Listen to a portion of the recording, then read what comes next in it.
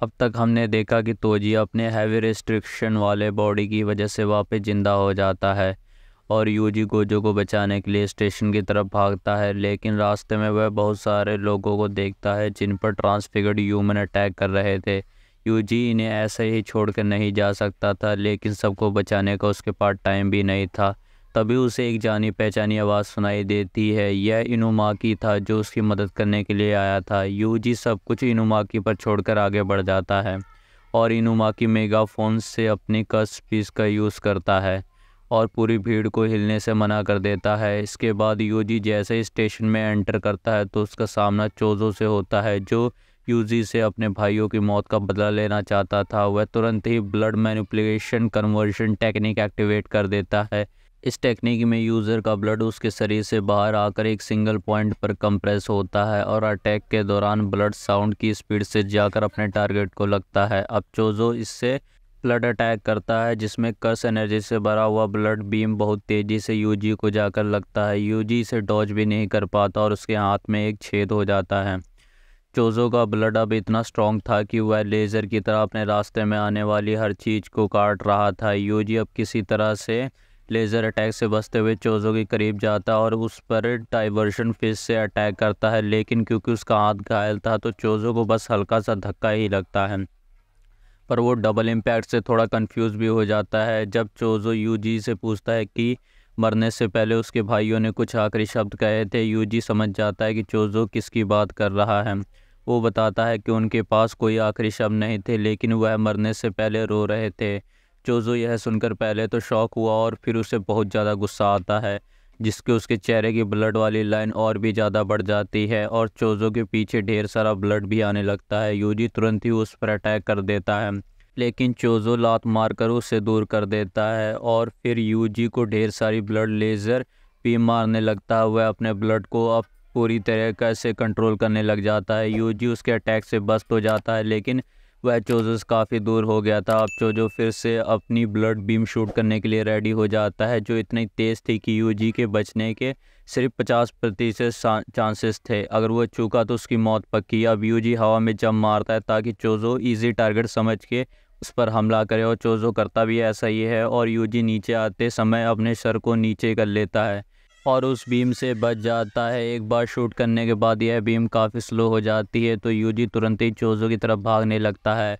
वह उसके करीब आते ही उसके मुंह पर मुक्का मारने लगता है, लेकिन यूजी के आसपास भी कुछ ब्लड उड़ रही थी, जिन्हें चोजो अपनी सुपरनोवा टेक्निक से एक्टिवेट कर देता है और ये बॉल्स पटाखे की तरह यूजी के पास फट जाती हैं, जिससे यूजी के पीठ पे बहुत चोट आती है।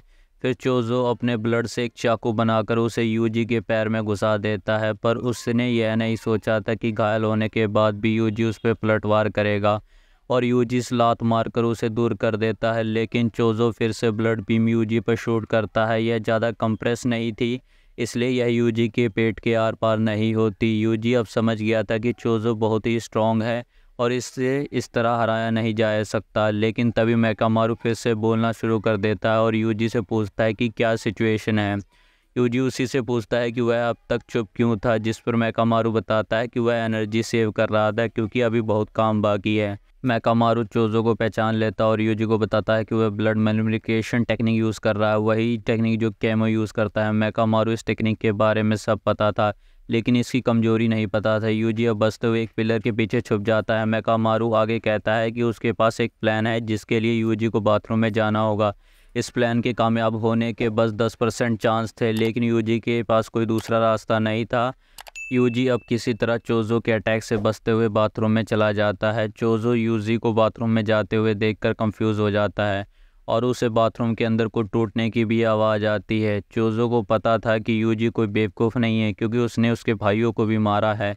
अंदर ज़रूर कोई चाल होगी जिसमें चोजो नहीं फंसेगा। तभी उसे मेकामारू की आवाज़ सुनाई देती है, जो उसे बाथरूम के अंदर जाने के लिए उकसा रहा था कि तुम भी अपने भाइयों के जैसे डरपोक ही हो क्या। यह सुनकर चोजो को गुस्सा आता है और वह बाथरूम के अंदर जाकर देखता है यूजी ने कई सारे नल और शावर तोड़ दिए थे, जिससे चारों तरफ पानी गिर रहा था। उसे मेकामारू भी दीवार से चिपका हुआ नजर आता है और वह उसे अटैक करके तोड़ देता है। ठीक तभी यूजी चोजो के पीछे से आता है और उस पर एक जोरदार मुक्का मारता है, चोज़ो अपनी ब्लड बीम को रेडी करने के लिए सोचता है कि अब तो यूजी के पास भागने की भी जगह नहीं है, लेकिन इससे पहले कि वह अटैक कर पाता उसके ब्लड बॉल्स पानी में डिज़ोल्व होकर नीचे गिर जाते हैं। मेकामारू का प्लान काम कर गया था। अब पानी की वजह से चोज़ो अपनी टेक्निक का यूज़ नहीं कर सकता था। अब शरीर के बाहर तो नहीं, लेकिन शरीर के अंदर का ब्लड चोज़ो अभी भी कंट्रोल कर सकता था, जिससे कि हैंड फाइट में उससे फ़ायदा मिलेगा। वहीं यूजी तो वैसे ही हैंड टू हैंड फाइट में माहिर था, तो दोनों ही लड़ने के लिए तैयार हो जाते हैं। अब तक पूरे बाथरूम में पानी भर चुका था और दोनों में लड़ाई शुरू हो जाती है। ये दोनों काफ़ी देर तक एक दूसरे से लड़ते हैं और यूजी चोज़ो पर भारी पड़ रहा था, लेकिन चोज़ो ने एक ब्लड बॉल को अपने हाथ में छुपाया हुआ था जो पानी में डिज़ोल्व नहीं हुआ था, जिसे वह बुलेट की तरह यूजी पर शूट करता है, जो सीधा यूजी के लीवर से आर पार हो जाता है। यूजी घायल हो गया था, लेकिन चोज़ो के पास अब कोई प्रोजेक्टाइल नहीं बचा था। यूजी समझ गया था कि उसके किसी खास ऑर्गन पे चोट लगी है और वह मर भी सकता है, लेकिन अपने डर को वह कस एनर्जी में बदल लेता है। उसके दिमाग में सिर्फ एक ही गोल था कि गोजो को आज़ाद करना, भले इस काम के लिए वह मर ही क्यों ना जाए, लेकिन वो चोज़ो को साथ लेके मरेगा ताकि बाकी लोगों को इससे दिक्कत ना हो। वहीं इधर चोज़ो भी सोच रहा था कि यूजी ने उसे 3 बार ही मारा है और वह काफ़ी घायल हो गया है, वह फिर भी यूजी पर कोई सरप्राइज़ अटैक भी नहीं कर सकता था।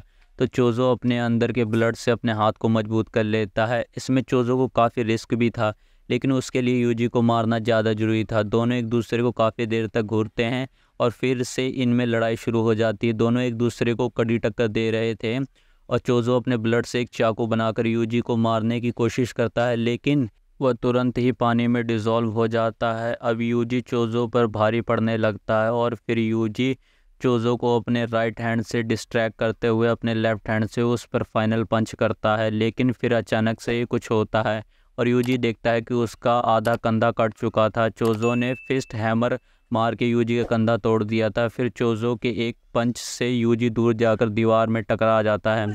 चोज़ो दिखाता है कि उसने अपनी बॉडी को हार्ड बना लिया है, जिससे यूजी के पंच का उस पर कोई असर नहीं हुआ।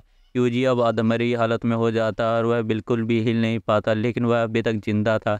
चोज़ो ने यह लड़ाई जीत ली थी। चोज़ो यूजी को पूरी तरह से ख़त्म करने के लिए यूजी के पास आता है और बोलता है कि ऊपर जाकर मेरे भाइयों से माफ़ी मांग लेना।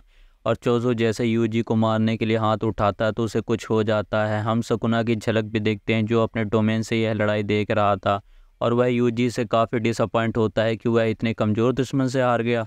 अब चोज़ो को बहुत ज़ोरों से सिर दर्द होने लगता है। उसके दिमाग में ऐसी मेमोरीज आने लगती हैं जो पहले कभी थी ही नहीं, जिसमें चोज़ो देखता है कि वह अपने भाइयों के साथ पिकनिक टेबल पर बैठा है और उनके साथ यूजी भी है, जो कि बड़े प्यार से उन सभी को खाना खिला रहा था। यहाँ चोज़ो और उसके बाकी के 6 भाई भी थे, जो अभी तक डेड पेंटिंग के रूम में कैद थे। यूजी चोज़ो को बड़ा भाई कहकर खाना खिलाने लगता है और चोज़ो भी अपना मुंह आगे बढ़ा देता है। यह सब देखकर चोज़ो बहुत ज़्यादा कंफ्यूज हो जाता है और उसे समझ नहीं आता कि उसके साथ क्या हो रहा है।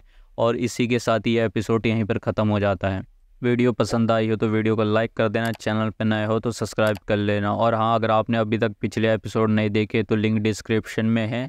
Thank you for watching.